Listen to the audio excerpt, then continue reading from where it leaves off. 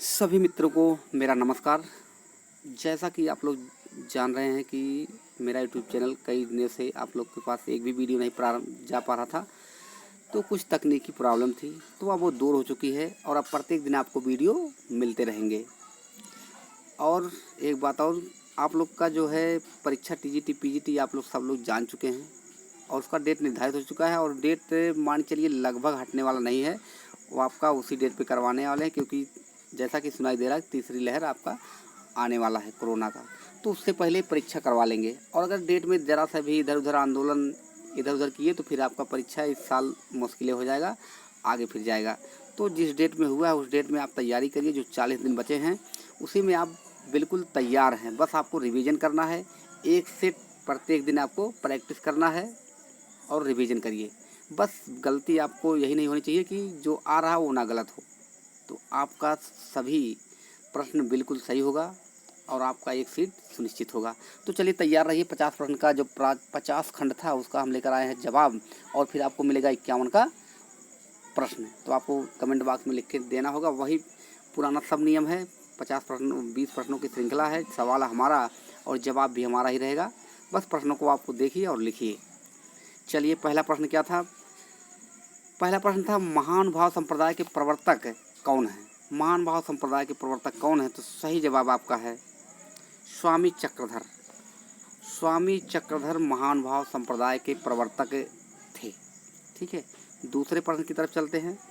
दूसरा प्रश्न है इन मुसलमान हरिजनन पर कोटन हिंदू वारी भारतेंद्र ने किसके लिए कहा है? तो ये पंक्ति भारतेंद्र की है, ये तो क्लियर हो गया। लेकिन इसी में दूसरा प्रश्न क्या बना है, किसके लिए कहा है? तो सही जवाब है ये प्रश्न कहा गया है रस खान के लिए। किसके लिए कहा गया है?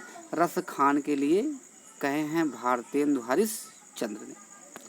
तीसरा प्रश्न है पद्माकर को कवि शिरोमणि की उपाधि किसने प्रदान की थी? प्रश्न बहुत ही अच्छा है, किसने की थी? तो महाराजा प्रताप सिंह, जयपुर नरेश प्रताप सिंह को पद्माकर को कवि शिरोमणि की उपाधि दिया था महाराजा प्रताप सिंह ने। पद्माकर को आप जान ही रहे हैं, होली तीज त्यौहार के लिए जाने जाते हैं। तो ये पूछा जाएगा किसको कहा था कवि शिरोमणि? पद्माकर को। किसने कहा है? प्रताप सिंह ने। ठीक है, आगे चलते हैं। बिहारी सत्सई की सुबोध टीका किसने लिखी थी? बिहारी सत्सई की सुबोध टीका, तो बिहारी सत्सई की जो सुबोध टीका है, सही जवाब आपका है राम वृक्ष बेनीपुरी। राम वृक्ष बेनीपुरी, ठीक है, इन्हीं की रचना है बिहारी सत्सई की सुबोध टीका। अगले प्रश्न की तरफ चलते हैं। जोई जोई पिंडे सोई सोई ब्रह्मांडे सिद्धांत है। तो ये पंक्ति किसकी है? सिद्धांत कहाँ से है? तो ये नाथों से लिया गया है। नाथों में कहा है जो जो पिंडे सोई सोई ब्रह्मांड, यानी जो जो पिंड में वही वही ब्रह्मांड में है। गोरखनाथ की पंक्तियां हैं, आप लोग अच्छे से पढ़ लीजिएगा। नाथ संप्रदाय से एक प्रश्न। छठा है अपनी केवलधार किसकी रचना है? तो अपनी केवलधार अरुण कमल की रचना है। ठीक है, अपनी केवलधार पुतली में संसार सबूत नए इलाके में, ये रचनाएं सब किसकी हैं? अरुण कमल। नंबर 7 सचेतन कहानी आंदोलन के प्रवर्तक कौन है? सचेतन कहानी आंदोलन के प्रवर्तक हैं महीप सिंह। ऐसे ही प्रश्नों को आप सोच रहे हैं कि हमको आ रहा है, लेकिन इसको बढ़िया से पढ़ना है और यही प्रश्न आपका गलत होता है ऐसे। तो महीप सिंह। सहज कहानी अमृत राय, सक्री कहानी बस ये एक्स्ट्रा लिखा गया है। 8 है यद्यपि सुजात सुलक्षणी सुवर्ण शरद सुवृत कहाँ से लिया गया है? भूषण बिन न विराजिए कविता वनिता में, केशव दास की पंक्तियां हैं, लेकिन केशव दास के किस रचना से इसको लिया गया है? तो आप जान रहे हैं ये अलंकारवादी है। तो इनकी कौन सी रचना अलंकारवादी है? प्रिय कवि प्रिया, यहीं से लिया गया है। यद्यपि सुजात सुलक्षणी सुवर्ण शरद सुवृत भूषण बिन न विराजिए कविता वनिता में। चलते हैं अगले प्रश्न की तरफ। कुंतक ने काव्य गुण कितने माने हैं? तो काव्य गुणों की संख्या 6। कुंतक 6। ठीक है, वक्रोक्त संप्रदाय कुंतक, काव्य गुण 6 माने हैं। आप लोग ध्यान से देखते रहिए, स्पीड है थोड़ा। हिंदी में यथार्थवादी एकांकी के जनक माने जाते हैं। तो यथार्थवादी एकांकी के जनक हैं आपके उपेंद्र नाथ उपेंद्रनाथ अश्क को यथार्थवादी उपन्यासकार एकांकी जनक माना जाता है। उपेंद्रनाथ अश्क। कलि कौतुक रूपक के लेखक कौन है? ये प्रश्न आपका एकदम बिल्कुल आने वाला है। जो सबसे बड़ा ऑप्शन है उसी को मारिए, प्रताप नारायण मिश्र। ये भी एक ट्रिक ही है, जो सबसे बड़ा ऑप्शन होता है। अगर आपको नहीं आ रहा है, बिल्कुल एकदम नहीं समझ में आ रहा कब क्या किया जाए, प्रश्न तो मेरा गलत है, तो जो सबसे बड़ा है उसी को कर दीजिए, तो आपका लगभग 80% सही होता है। अभी ज़्यादा से ज़्यादा चाहे जहाँ देखिए, चाहे प्रैक्टिस सेट में देखिए, चाहे पुस्तक में देखिए, चाहे यूट्यूब पे देखिए, सबसे बड़ा प्रश्न ही सही होता है। क्योंकि जो प्रश्न सही जवाब होता है उसको लिखना मजबूरी, उनको पूरा लिखना पड़ता है। 12 आदि पुराण किसकी रचना? आदि पुराण किसकी रचना? पुष्पदंत। किसकी रचना है? पुष्पदंत की रचना है आदि पुराण। महापुराण पिछली बार आया 2016 में, आदि पुराण उसी के भाग है। महापुराण, आदि पुराण, हरिवंश पुराण। 13 पृथ्वी राज रासों को प्रमाणित किसने नहीं माना, या प्रमाणिक किसने नहीं माना है? तो रामचंद्र शुक्ल ने। इन्होंने कहा है कि प्रमाणिक नहीं है। श्याम सुंदर दास, कर्नल टार, राधा कृष्ण दास इत्यादि ये लोग प्रमाणिक मानते हैं। रामचंद्र शुक्ल ने इसको अप्रमाणिक घोषित किया है। 14 है हिंदी साहित्य का अतीत कितने खंडों में प्रकाशित हुआ? हिंदी साहित्य का अतीत विश्वनाथ। तो ऑप्शन 4 भाग 2। ऑप्शन 4 भाग 2, यानी 2 भागों में है हिंदी साहित्य का अतीत विश्वनाथ। 15 है इनमें से मध्य स्वर कौन सा है? मध्य स्वर आपसे पूछा जाएगा, तो मध्य स्वर आपका है छोटा। बार बार पूछा था मध्य स्वर। मध्य स्वर याद कर लीजिए छोटा, और अग्र स्वर याद कर लीजिए। अग्र स्वर में क्या आता है? दोनों, छोटी, बड़ी, ए, ऐ। बस यही 5 अक्षर याद कर लीजिए। इसके बाद जितने बचते हैं सब पश्च स्वर हैं, फिर पूरे जीवन में नहीं भूलेगा। 16 है संचारी भावों की संख्या कितनी है? तो संचारी भावों की संख्या 33। बहुत लोग इसको गलत कर देते हैं। संचारी भाव के दर पे देता है व्यभिचारी भाव। संचारी भाव को व्यभिचारी भाव भरत मुनि ने कहा है, तो चाहे संचारी भाव रहे या व्यभिचारी भाव, दोनों 33 ही संख्या मानी गई है। 17 इनमें से कौन अघोष वर्ण है? अघोष सघोष जान रहे हैं, तो अघोष वर्ण कौन सा है? ठीक है, बाकी सब सघोष हैं, तो यहाँ अघोष वर्ण आपका सा। तीनों सा, यानी हर वर्ग का पहला, दूसरा और तीनों सा आता है अघोष, बाकी सब सघोष होते हैं, घोष या सघोष। प्रश्न नंबर 18 बिजनौर में कौन सी बोली बोली जाती है? तो बिजनौर में बोली जाती है आपकी खड़ी बोली। कौरवी या खड़ी बोली बोला जाता है बिजनौर में। बिजनौर, मेरठ, दिल्ली, सहारनपुर इत्यादि ये सब क्या है? खड़ी बोली का क्षेत्र है। गाजियाबाद, रामपुर, मुरादाबाद खड़ी बोली का क्षेत्र है। 19 भवभूत के महावीर चरितम में कितने अंक हैं?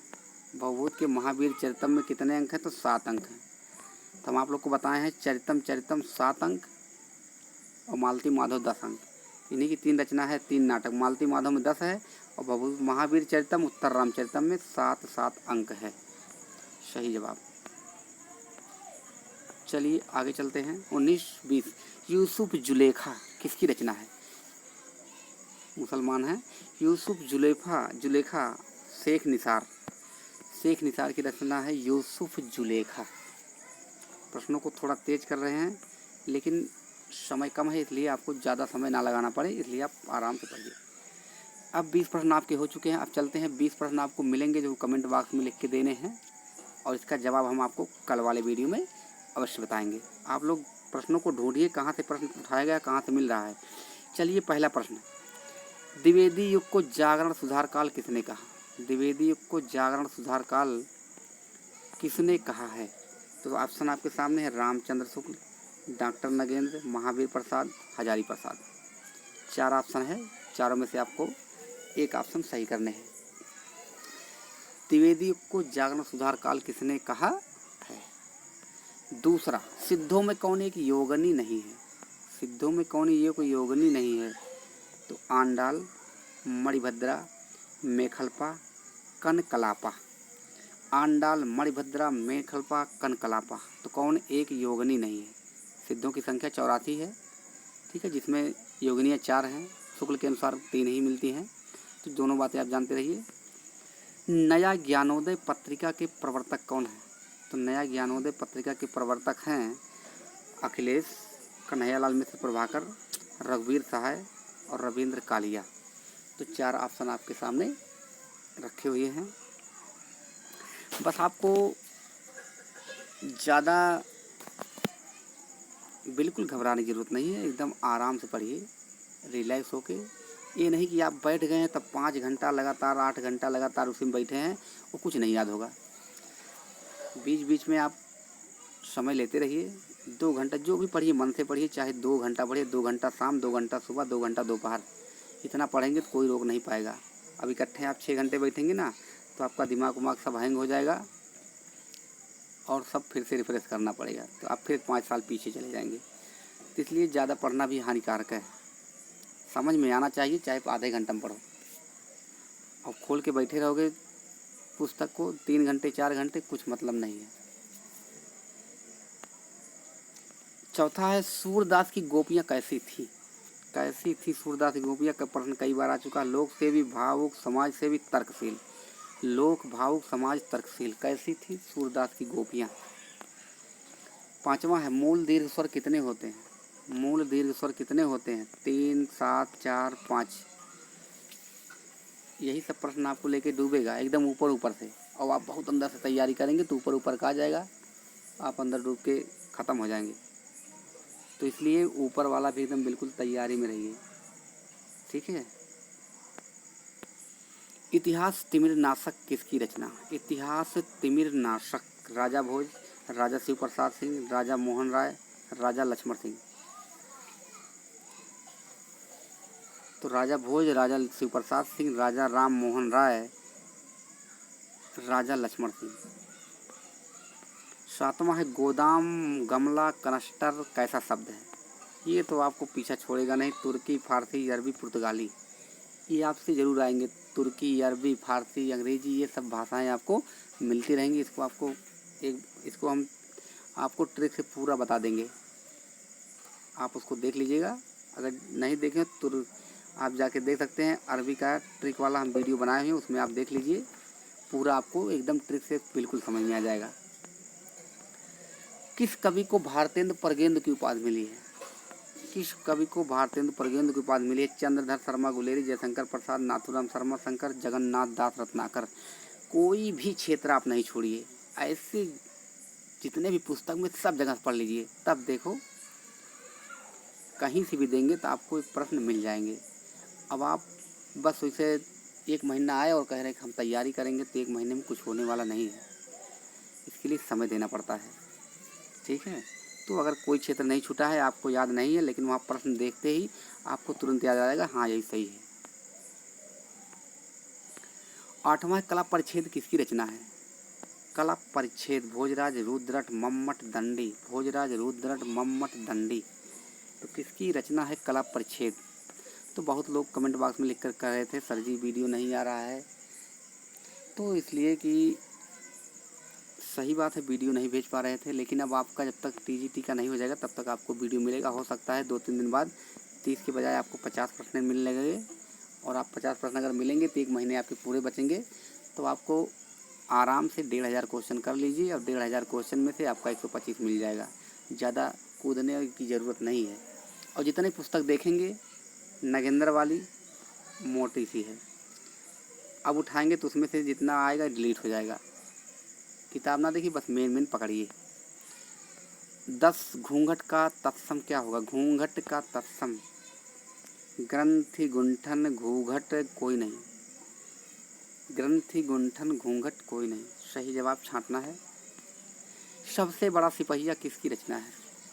सबसे बड़ा सिपहिया पारडू पंचनामा किसकी रचना है। संजीव, राकेश जैन, वीरेंद्र जैन, शंकर शेष। तो किसकी रचना है सबसे बड़ा सिपहिया। 12 प्रश्न है। इनमें से मुख्यतः संज्ञा कौन नहीं है। मुख्यतः संज्ञा कौन नहीं है। भाववाचक, द्रव्यवाचक, जातिवाचक, व्यक्तिवाचक। तो चारों में से कौन नहीं है। तो आपको इसमें से बताने हैं एक कौन नहीं है।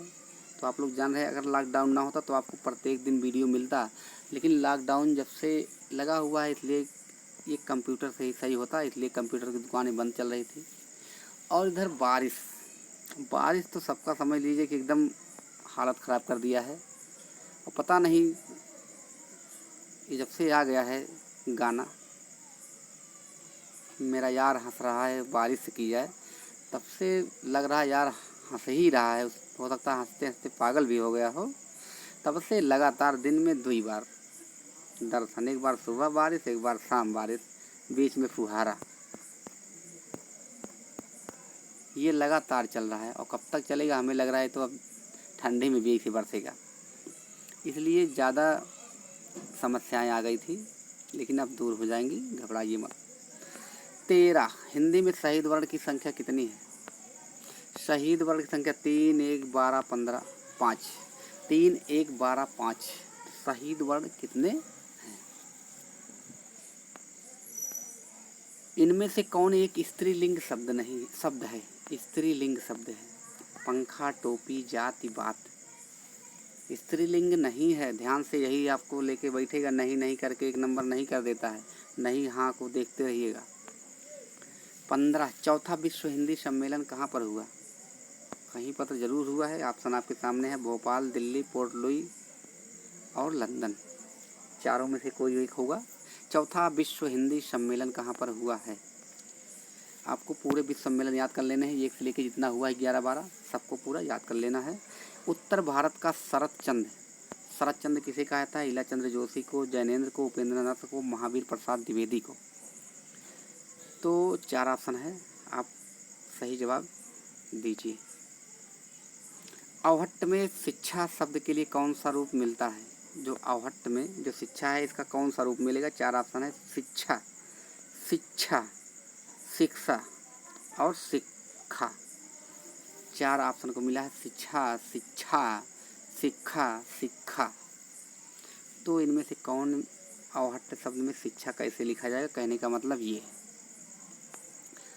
प्रश्न नंबर अगला है 18। राम कुमार वर्मा ने संधिकाल के अंतर्गत किस साहित्य का विवेचन किया है? राम कुमार वर्मा ने संधिकाल के अंतर्गत किस साहित्य का विवेचन किया है? जैन साहित्य, नाथ साहित्य, सिद्ध साहित्य और रासो साहित्य, चारों साहित्य में से किसका विवेचन किया है? प्रश्न बहुत ही ऊपर से भी है, बीच में से है, घबराइए मत, एकदम बिल्कुल